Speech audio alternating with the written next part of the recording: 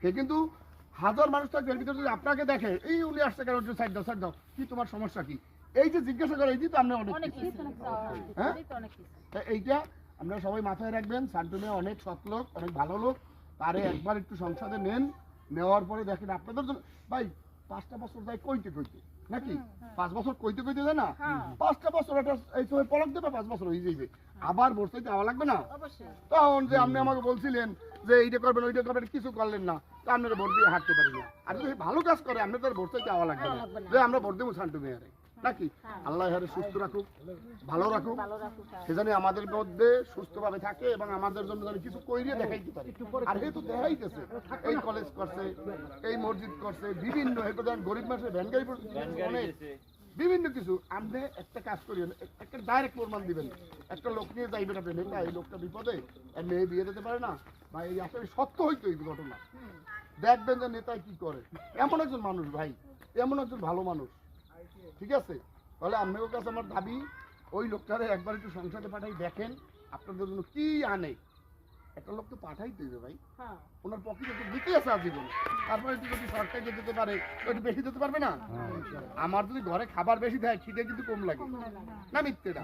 তাহলে আল্লাহর দেখতে ইয়া তারেক রহমান কিন্তু একদিন একটা মানুষ, মা নাই, বাপ নাই, ভাই নাই, সব দেশের জন্য শেষ করে দিয়েছে, শুধু দেশের জন্য।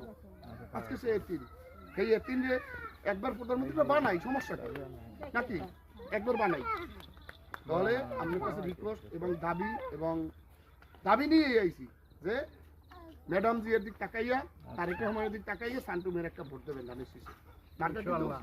শান্তু মেয়ের মার্কা কি সবাই বলেন না, মার্কা কি ধানের শীষ। ধানের শীষ ইনশাআল্লাহ জয়যুক্ত হবে নাকি ইনশাআল্লাহ। তা আপনাকে এইরকম হাসি জানি আবার 12 তারিখের পর দেখবো ইনশাআল্লাহ হাসি নাকি।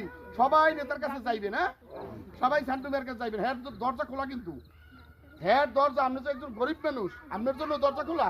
একজন কুটিপুতি হইবে হ্যার দ্বারা দরজা খোলা, একজন ভিক্ষা করে হ্যার জন্য দরজা খোলা। এমন একজন মানুষ, এর ভিতরে কোনো হিংসাতে মাছ নাই, এর ভিতরে হিংসা নাই। গেলে কি দরকার আছে একটা মসজিদ করার, কারণ এত টাকা খরচ করি করছে না আমাকে জন্য, হ্যার লোকে করে না কিন্তু করছে না আমার জন্য। তাহলে সেই লোকটাই আমার কাছে তো টাকা পয়সা চায় না, আমার কাছে কয় না যে তোমার ওইটা খাসি আছে খাসিটা দিয়ে যাও আমি খাবো, সেটা বলে না। এ বলতেছে আমি দেহি মানুষের জন্য কিছু করতে পারি। এর চিন্তা চেতনা, শপথ নামে শান্তু সাহেবের চিন্তা চেতনা সবকিছুই মানুষের জন্য। মানুষ বাঁচে কয়দিন, সে বলতেছে আমি দেহি মানুষের জন্য কিছু করতে পারি না। ঠিক আছে ভাই, আমরা যে করবে করার জায়গায় আমাকে পাঠাইতে হইবে, দায়িত্ব করে আমরা জনগণ নাকি, জনগণে ভোট দিয়ে তারা সংসদে পাঠাবো,